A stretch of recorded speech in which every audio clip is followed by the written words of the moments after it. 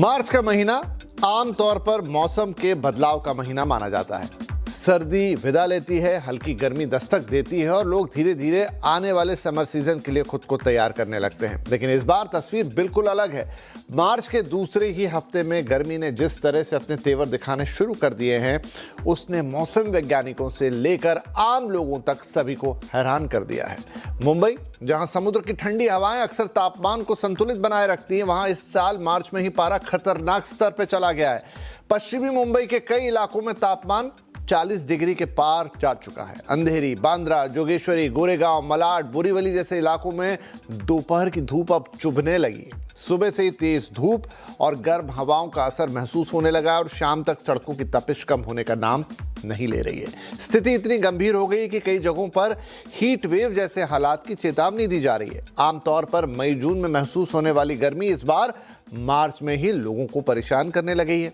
Train platform से लेकर bus stop तक, सड़कों से लेकर ऑफिस जाने वाले लोगों तक हर कोई इस असामान्य गर्मी से जूझता हुआ दिख रहा है। लेकिन सवाल सिर्फ मुंबई का नहीं है।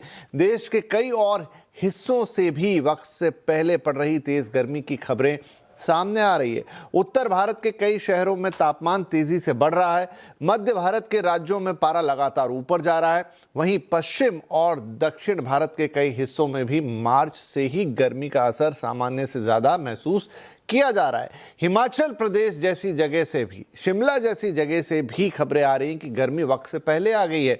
अभी शिमला में 25 डिग्री का तापमान हो चला है, जो आमतौर पर मई और जून में भी नहीं होता था और कई लोग कह रहे हैं कि ये असंभव जैसी बात है।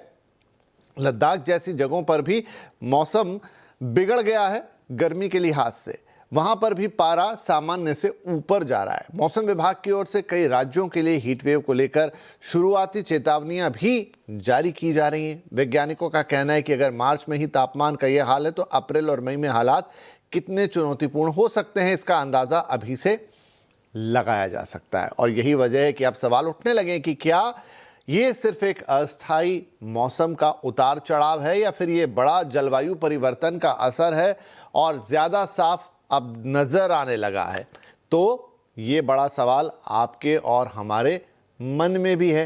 क्या इस साल गर्मी सामान्य से ज्यादा लंबी और ज्यादा तीखी रहने वाली है, क्योंकि मार्च के महीने में ही मई जून जैसा महसूस हो रहा है? क्या आने वाले महीनों में हीट वेव के मामले और तेजी से आएंगे? और सबसे अहम, क्या हमारे शहर और हमारी जीवन शैली इस बढ़ती गर्मी के लिए तैयार है?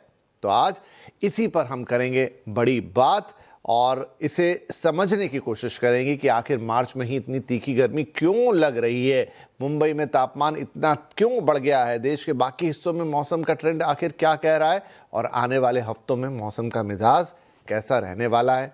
और इन सभी सवालों के जवाब जानने के लिए आज हमारे साथ जुड़ रहे हैं चर्चा में देश के जाने माने मौसम विज्ञानी, स्काईमेट वेदर सर्विसेज के president GP Sharma ji. Sir, बहुत बहुत स्वागत है आपका। और आपसे हम जानेंगे कि मौसम के इस बदले हुए पैटर्न के पीछे क्या वजह है और क्या हम इसे माने कि गर्मी की अभी ये सिर्फ एक शुरुआत भर है या आगे नए नए रिकॉर्ड बनेंगे और अभी और परेशानियां हमें झेलनी है आगे चलते हुए। तो बहुत बहुत स्वागत है सर आपका इस शो में। धन्यवाद विपिन जी। देखिए, आपने बहुत सारे बिंदुओं पे पहले ही काफ़ी अच्छी तरह से डिटेल में ही प्रकाश डाला है, बताया है। सब बातें सही है, जितनी भी आपने बातें कही हैं बिल्कुल सटीक और सही। देखिए, मौसम इस बार जैसे आपने बताया कि गर्मी की शुरुआत आमतौर पर थोड़ा मार्च के दूसरे हाफ में और वो भी अंत में जाके होती है। एक बीच में बफर ज़ोन रहता है, जो कि हम ट्रांज़िशन, जिसको हमने कहा कि ट्रांज़िशन पीरियड जनरली मार्च के 3 सप्ताह उसमें ही सर्दी के मौसम से गर्मी के मौसम के आने तक बीच में जो ये बफर ज़ोन बनता है, वो इस बार देखने को नहीं मिला। एकदम से तापमान में बढ़ोतरी और तापमान एक जगह, 2 जगह नहीं, देश के काफ़ी भागों में और उसमें विशेषकर देश के मध्यवर्ती भागों में, पश्चिमी भागों में और उत्तरी जो मैदानी क्षेत्र है, उनमें भी। उसके साथ-साथ इवन जो पहाड़ी क्षेत्र है, जैसे आपने शिमला का ज़िक्र किया, हाँ, शिमला के साथ-साथ शिमला, श्रीनगर, इन सभी जगहों पे तापमान सामान्य से लगभग 7, 8, 9 डिग्री ज़्यादा है इस वक़्त। करीब-करीब अनप्रेसिडेंटेड नहीं तो अनयूजुअल तो ज़रूर है। और इन सब के पीछे देखिए, कभी भी मौसम में अगर इतना सा बदलाव आता है, किसी सिंगल रीज़न के कारण नहीं, मल्टीपल फैक्टर्स उसमें अपना रोल प्ले करते हैं और उसके कारण ही ऐसा संभव हो पाता है। जलवायु परिवर्तन ज़रूर अपनी जगह ज़रूर है, कोई उसमें कोई नई बात नहीं है। हमें देखने को मिल रहा है जलवायु परिवर्तन का असर एक से दूसरे मौसम में, दूसरे से अगले में, वर्षा के सर्दी के मौसम में ऐसा देखने को ज़रूर मिल रहा है। लेकिन उसके साथ-साथ कुछ और भी एस्पेक्ट्स हैं, जिसके कारण इतनी जल्दी गर्मी और इतनी ज़्यादा गर्मी हमें देखने को मिल रही है। जी, जी विपिन जी। से समझेंगे सर। और जैसे मैं मुंबई से आपसे बात कर रहा हूँ, आमतौर पे मुंबई में मार्च में इतनी गर्मी हम लोग कभी पहले महसूस नहीं करते थे। अच्छा, ये हुआ भी ऑल ऑफ सडन है। 2-3-4 दिन पहले देखे तो मौसम प्लीजेंट था, अच्छा था, लेकिन 1-2 दिनों में वो इतना तेजी से पलटा खाया कि सीधा 40 के पार चला गया तापमान। इनफैक्ट मैंने तो पेपर में ये भी पढ़ा कि ये पिछले 4-5 साल का तो इसने रिकॉर्ड तोड़ा है। हमारे कुछ इलाकों में जैसे सांता क्रूज ऑब्जर्वेटरी में 40 या 41 के आसपास गया है टेम्परेचर, और ऑल टाइम हाई 41.7 का रहा है मार्च के एक पर्टिकुलर वीक के अंदर। अगर मतलब ये 0.7 डिग्रीज और चढ़ जाए या 1-8 डिग्री और चढ़ जाए तो ऑल टाइम हाई का रिकॉर्ड तोड़ देगा। इतना सडन चेंज क्यों? विपिन जी देखिए, मुंबई में पहले सप्ताह में ही 4 तारीख को, 5 तारीख को 38.9 दर्जे डिग्री सेंटीग्रेड टेम्परेचर तब पहुंच गया था। जितने कोस्टल स्टेशन होते हैं, उनमें थोड़ा क्राइटेरिया मैदानी क्षेत्रों से हीट वेव का अलग रहता है। जैसे ही तापमान अगर 37 डिग्री पहुंच जाता है और सामान्य से लगभग 4.5 या उससे ज़्यादा का फ़र्क होता है, तो हम कोस्टल स्टेशनों में भी हीट वेव की अनाउंसमेंट कर देते हैं और हो जाती है। इस हिसाब से मुंबई में पहले ही 4 और 5 तारीख को 2 दिन हीट वेव कंडीशंस रही। परसों की बात करें, एक बार फिर से तापमान 38 डिग्री से ज़्यादा हो गया। कल का तापमान 40 डिग्री पहुँचने बिल्कुल ठीक बताया। 40 डिग्री इतनी जल्दी मार्च के महीने में मुंबई का तापमान एक बहुत ही अनयूजुअल सी रीडिंग है। और आम तौर पर ऐसा नहीं है कि मुंबई में तापमान 40 डिग्री नहीं जाता है, ज़रूर होता है। पिछले 15 साल का आंकड़ा मैं देख रहा हूँ तो लगभग 4 सालों में तो ज़रूर 40 के पार, लेकिन सभी उन 4 सालों में 2015 की बात करें, 18 की बात करें, 21 की बात करें, उनमें सब में या तो 26 मार्च या उसके बाद एक बार तो सबसे ज़्यादा तापमान जो हुआ है 41 डिग्री, वो 28 मार्च को हुआ है। 40 डिग्री के तापमान 26 मार्च को, लेकिन इस बार तो 9 मार्च को ही वो जो 9-10 मार्च के आसपास ही 40 का आंकड़ा उसको क्रॉस कर लिया। अनयूजुअल सा है थोड़ा ज़रूर। हाँ, उसके कारण ज़रूर अलग-अलग हैं। तो सबसे पहले तो मैं चर्चा करना चाहूँगा, देखिए शुरुआत तो विंटर सीज़न से ही हो गई थी। इस बार का विंटर सीज़न का रेनफॉल पिछले काफ़ी सीज़नों से बहुत ही कम रहा है। आप उत्तर भारत की बात करें और विशेषकर हम जैसे पहाड़ी क्षेत्रों की बात करते हैं, उनमें स्नोफॉल बहुत कम रहा। फरवरी के महीने में पूरे देश की बात करें तो 81% 81% शॉर्टफॉल रहा रेनफॉल में। इसी तरह स्नोफॉल भी डेफिसिट रहा पूरे पहाड़ी क्षेत्रों में, चाहे जम्मू कश्मीर, हिमाचल प्रदेश, उत्तराखंड में तो बहुत ही खराब स्थिति रही। उनमें बहुत कम स्नोफॉल, नॉर्मल से बहुत ही कम। देखिए, स्नोफॉल का बहुत बड़ा असर रहता है आने वाले दिनों के लिए, आने वाले प्री मानसून के समय के लिए।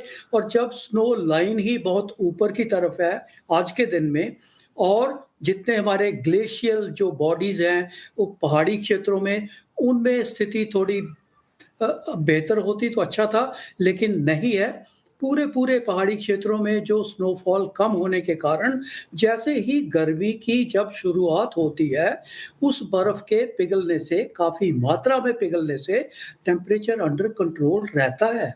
उसके कारण हवाओं में ठंडक भी रहती है, नमी भी रहती है, जो कि इस बार नहीं है। तो हमारे पश्चिम की बात करें तो हमारे जैसे थार डेज़र्ट की हम बात करते हैं, वहाँ पे और हमारे पश्चिमी सिंध, बलूचिस्तान, पाकिस्तान के काफ़ी सारे क्षेत्रों में इस बार गर्मी का प्रकोप ज़्यादा है। तापमान सामान्य से वहाँ भी काफ़ी ज़्यादा है और हवाएँ हमेशा अनुकूल रहती हैं पश्चिमी जी। दिशा से, इसके कारण हमारे ऊपर इतने तापमान अभी भी तो सर आपने बताया कि इस बार जो बड़ा एक रीजन रहा कि हमारी जो सर्दियां रही वो सूखी रही। मैं कहीं एक डेटा पढ़ रहा था कि पूरे देश के अंदर सब जगहों को मिला के मात्र 16 mm बारिश हुई, जो कि कम थी काफी, क्योंकि अगर वहां पर ज्यादा पानी गिरता है तो वही फिर ये आगे के मौसम को तय करता है, लेकिन इस बार वो कम गिरा। और इसका एक जो रीजन कहीं मैंने पढ़ा वो समझाया गया वेस्टर्न डिस्टर्बेंस या पश्चिमी विक्षोभ, जो कहीं ईरान के आसपास भूमध्य सागर से कुछ एक टेक्निकल टर्म है कि एक तंत्र आता है, तो वो आपसे समझना चाहेंगे अगर आप हमारे दर्शकों को आसान भाषा में समझाएं कि उसके ना होने से, वेस्टर्न डिस्टर्बेंस के ना होने से ये क्यों सब कुछ चेंज हो गया। जी, विपिन जी आपने बिल्कुल ठीक कहा। फरवरी का महीना तो था ही सूखा, उसके बाद मार्च के अब 11 दिन बीत गए हैं, स्थिति अभी भी कोई सुधार नहीं है। पहले 10-11 दिनों में जो 90% तक की कमी है, 90-92% तक की रेनफॉल में पूरे भारत की बात करें तो इतनी कमी है। कहने का मतलब है स्थिति में कोई सुधार अभी भी नहीं हुआ है।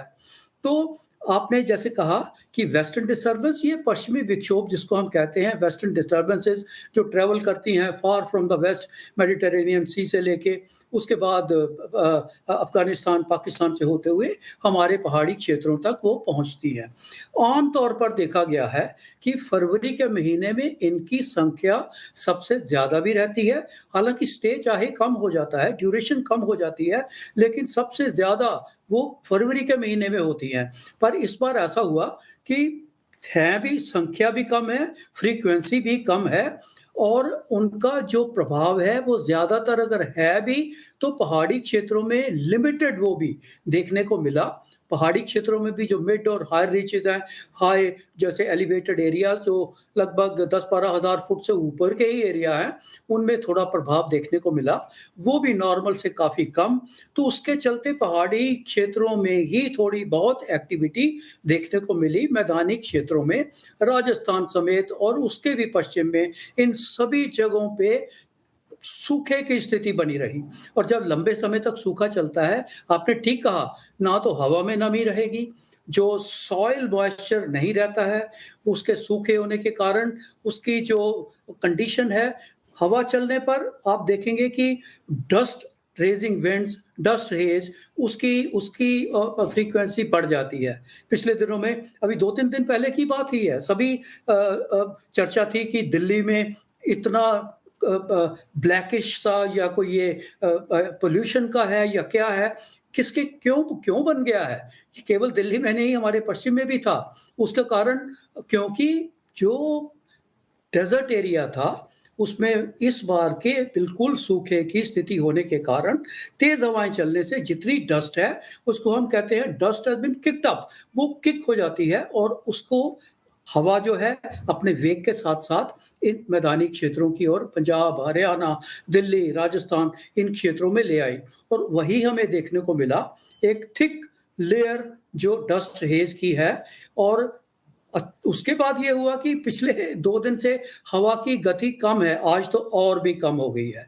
इसलिए उसका डिस्पर्शन जो है मुश्किल हो जाता तो है। सर ये क्या अब हम ये माने कि जो जिसे हम ग्लोबल वार्मिंग कहते हैं वो हर साल उसका थोड़ा असर या थोड़े साइन बढ़ते चले जा रहे हैं, गर्मियों का जो सेशन है वो लंबा होता चला जा रहा है और ये अब हमारा जो पूरा क्लाइमेट है वो धीरे धीरे ग्लोबल वार्मिंग की चपेट में आ रहा है, इसलिए हमको हर साल वो एक्सटेंडेड दिख रही हैं गर्मियाँ वक्त से पहले और ज़्यादा तीखी, ज़्यादा खतरनाक। ग्लोबल वार्मिंग एक फैक्ट है, ठीक है? उसमें एक रियलिटी है, उसमें कोई दो राय नहीं, उसका असर हमें देखने को ज़रूर मिल रहा है और ग्लोबल वार्मिंग के साथ-साथ जब ये जो फैक्टर जिसका मैंने ज़िक्र किया, जब दोनों का आपस में कपलिंग हो जाता है तो फिर उसका एक्स्पोनेंशियल राइज़, मैग्नीट्यूड बहुत ज़्यादा बढ़ जाता है। पिछले 10 साल जो सबसे 10 गर्म साल रहे हैं, तो 2025 से लेके आप पिछले 10 साल गिन लीजिए, यही 2 जो साल हैं सबसे ज़्यादा 2024 सबसे ज़्यादा अभी तक का गर्म साल रहा है विश्व भर का। कहने का मतलब है कि ये काफ़ी विज़िबल है, विज़िबल मैनिफेस्टेशन या हीट का, जो ग्लोबल वार्मिंग की वजह से, क्लाइमेट चेंज की वजह से है। हम्म। तापमान लगातार बढ़ रहे हैं। एक जो प्री इंडस्ट्रियल एरा है, उसका हम हमेशा कहते हैं कि 1.5 तक कंट्रोल करने की कोशिश की जा रही है, लेकिन जी। उसके पास तो पहुँच गए हैं हम, पहले हम्म। ही पहुँच गए हैं। तो ग्लोबल वार्मिंग तो अलार्मिंग स्टेज पे है। और उसके साथ-साथ जब ये, जैसा मैंने अभी बताया, मौसम में जो बदलाव है किसी कारणवश, ये जो पश्चिमी विक्षोभ की कमी, फ्रीक्वेंसी और ड्यूरेशन, उसके कारण थोड़ा और एग्रीवेट और वो संगीन बढ़ बन गया जाते है। हैं।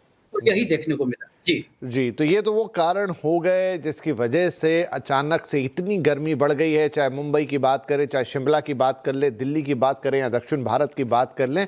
ये वो रीज़न है कि क्या हो रहा है एग्जैक्टली मौसम के अंदर कि अचानक से इतनी ज़्यादा गर्मी और हीट वेव्स की बात हो चली है और हमें महसूस हो रही है। एक छोटा ब्रेक लेंगे यहाँ पे, लेकिन ब्रेक के बाद ये तो जल्दी आ गई है, तो क्या इस बार गर्मियां लंबी चलेंगी? अभी से ही अगर 40 डिग्री पार है तो आने वाले वक्त में टेम्परेचर कितना जाएगा? क्या 50 डिग्री सेल्सियस भी देखने को मिलेगा ऐसे शहरों में जहां वो रेगुलर तौर पे नहीं जाता था?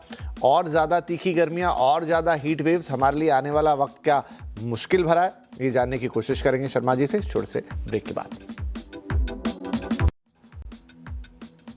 बसंत के मौसम में ही गर्मी का सितम, बहुत जल्दी आ गई हैं गर्मियां। क्या मुंबई, क्या दिल्ली, क्या शिमला, क्या लद्दाख, सब जगह इस समय पारा सामान्य से काफ़ी ऊपर है और लोगों को लग रहा है गर्मियां जल्दी आ गई। कई जगह तो हीट वेव्स की चेतावनियां जारी हो गई। मुंबई में आज से बात कर रहा हूं, येलो अलर्ट है यहाँ पर और गर्मी अचानक से बहुत तेज़ हो गई है। तो शर्मा सर से हमने ब्रेक से पहले समझा कि कैसे ये सब कुछ हुआ, क्यों हो रहा है इस साल। आपकी सर्दियां सूखी निकल गई, जितनी बारिश होनी चाहिए थी देश के अंदर नहीं हुई, तो उसका एक इम्पैक्ट आया। वेस्टर्न डिस्टर्बेंस की हमने बात की, पश्चिमी विक्षोभ की, उसका क्या रोल रहता है इन सारी चीज़ों में। मौसम परिवर्तन, global climate change, global warming, ये सारे फैक्टर्स को हमने डीपली डिस्कस किया ब्रेक से पहले। लेकिन अब क्या अगर मार्च में, और वो भी 10 मार्च के आसपास, अगर इतनी गर्मी है तो आगे ये हमें मई, जून, जुलाई तक बहुत लंबा गर्मी का सीज़न देखना होगा क्या? अगर अभी ही 40 डिग्री है तो क्या आगे 45-50 डिग्री इतना तापमान जाएगा?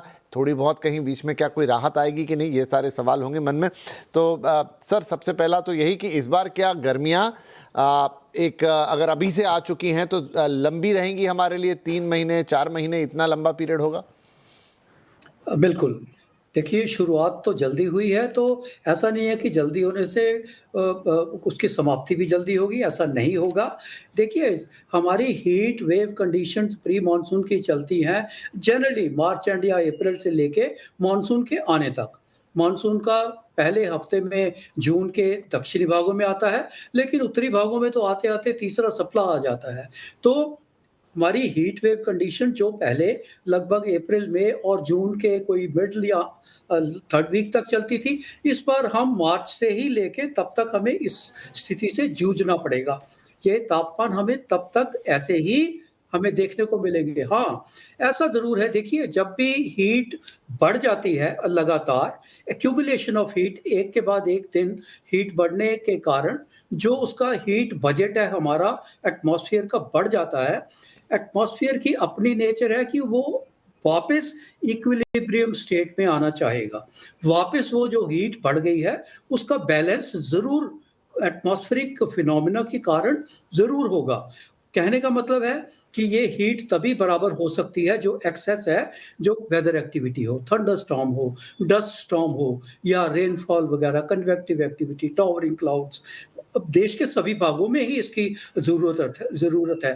हालाँकि मार्च के महीने में ऐसी परिस्थितियाँ बनती नहीं हैं, लेकिन जो आने वाले दिन हैं, मैं तो कह रहा हूँ, अगर आप और 3-4 दिन का समय देंगे, ये एक्टिविटी स्टार्ट होने वाली है, ये स्टार्ट होने वाली है। देश के उत्तरी भागों में भी होगी, दिल्ली समेत, और जो पूर्वी भाग हैं, अब उत्तर प्रदेश, बिहार समेत, या पश्चिमी वेस्ट बंगाल के, और इवन देश के और जो क्षेत्र हैं, उनमें प्री मानसून की एक्टिविटी लगभग 3, 4, 5 या 6 दिन तक हमें, ये लगभग 14-15 की बात करें, उस तारीख से लेकर हमें देखने को मिलेगी, जिससे हीट बैलेंस भी ज़रूर बनेगा। तापमान में कमी भी आएगी। जिन जिन क्षेत्रों में दिल्ली समेत जो तापमान बढ़े हैं उनमें फर्क पड़ेगा, लेकिन वो एक टेम्परेरी सा रिलीफ रहेगा कुछ जी। दिन के लिए। जैसे ही वो चक्र जो मौसम का है पूरा होगा, एक बार फिर से हीट बढ़ेगी, एक बार फिर से हीट बढ़ेगी। और जैसा आपने बताया, राजस्थान के क्षेत्र हैं जिनमें जब ऐसी परिस्थितियाँ होती हैं, पहले भी तापमान 50 डिग्री पहुँचा है। ये जो आपके क्षेत्र हैं बाड़मेर, जैसलमेर या फलौदी जैसे क्षेत्र, जोधपुर, बीकानेर के आस-पास, इन क्षेत्रों में तापमान में बहुत वृद्धि होती है। 50 डिग्री तापमान पहुँचना एक सामान्य-सी बात हो जाती है और इस बार ऐसा अंदाज़ा ज़रूर है, ऐसा की संभावना भी लग रही है कि ज़रूर तापमान जैसे आपने बताया, जी। उनका लेवल तो सर बढ़ जाएगा। क्विकली मेरा आखिरी सवाल और वो ये कि क्या इस बार ज़्यादा हीट वेव इंसिडेंसेस आएँगे? बिल्कुल, हीट वेव मैंने जैसे कहा, उसकी फ्रीक्वेंसी भी ज़्यादा रहेगी और उसकी ड्यूरेशन भी ज़्यादा रहेगी, उसकी इंटेंसिटी भी सामान्य से ज़्यादा रहेगी। तीनों चीज़ें, फ्रीक्वेंसी, ड्यूरेशन और इंटेंसिटी, कुल मिला के कहने का मतलब ये है कि थोड़ा हमें समय तो राहत मिलने का बीच-बीच में जो ब्रेक्स आती हैं, वो कम होंगी और मौसम का असर हमें जो सीवियर एक्टिविटी है, वो हमें ज़्यादा देखने को मिलेगी इस सीज़न में और लंबे समय तक चलने वाली है। जी। तो शर्मा जी यही बता रहे हैं कि इस बार ज़्यादा हीट वेव्स आएंगी, ज़्यादा सीवियर हीट वेव्स आएंगी, उनकी फ्रीक्वेंसी भी ज़्यादा होगी। मतलब कुल मिला के आपको गर्मी लंबी तो रहने ही वाली है, लेकिन वो सताने वाली भी रहेगी। सर क्विकली, थोड़ा सा समय मेरे पास, तो जैसा आपने टेम्परेचर का बताया, अब मान लीजिए मुंबई का ही उदाहरण हमने शुरू में लिया था, यहाँ 40-42 डिग्री आम है, लेकिन क्या इस बार वो 46-47 या थोड़ा और 50 के करीब पहुँचता हुआ नजर आएगा? नहीं, देखिए, मुंबई का मार्च का तो रिकॉर्ड नहीं है। कभी भी तापमान हिस्टोरिक रिकॉर्ड है, 42 डिग्री से क्रॉस नहीं किया। हाँ, जो अप्रैल मई के महीने में आते हैं उसमें ज़रूर तापमान 42 से ज़्यादा भी जाता है, लेकिन जितने कोस्टल स्टेशन होते हैं उसमें क्योंकि ह्यूमिडिटी की मात्रा ज़्यादा रहती है, तो उसके कारण जो एटमॉस्फेरिक कंडीशंस हैं उसमें जो हीट को एब्जॉर्ब करने का क्वांटिटी है, मात्रा है, वो बढ़ जाती है।